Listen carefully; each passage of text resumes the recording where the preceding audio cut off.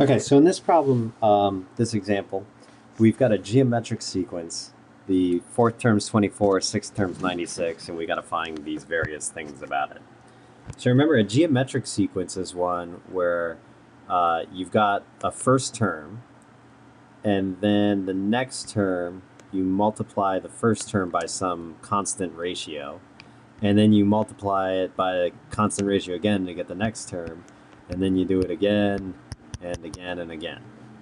Um, so if I think of this one as my first term, all right, my first term is a.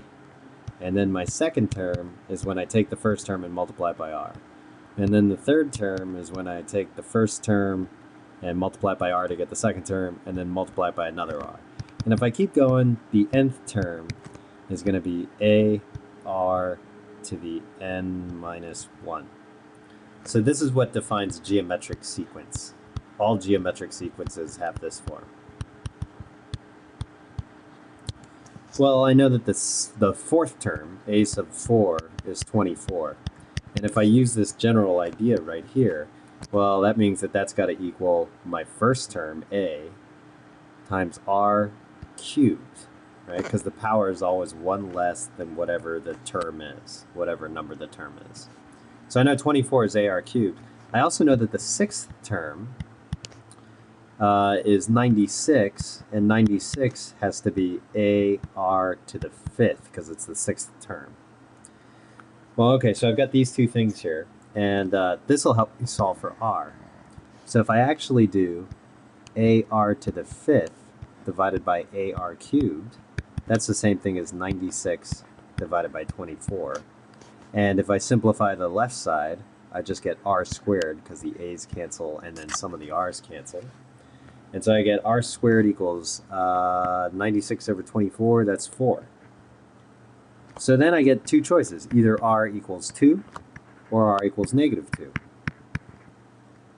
Okay, so let's take each case by itself. So case 1, r equals 2. All right, well, if r equals 2, then I know a sub 4 equals 24, which has got to be a times 2 cubed. So that's got to be 24 equals 8a. So then a has to be 3. Well, that means that my first term here is 3. If a is 2, if r is 2.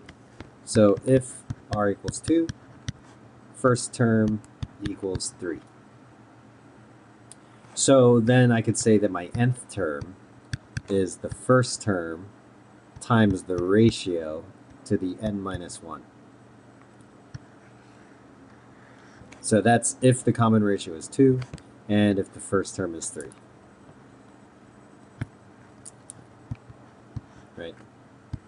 So then we get this and this. Let's look at this case. If r equals negative 2. So if r equaled negative 2, then I've got the fourth term being, let's see, what was the way?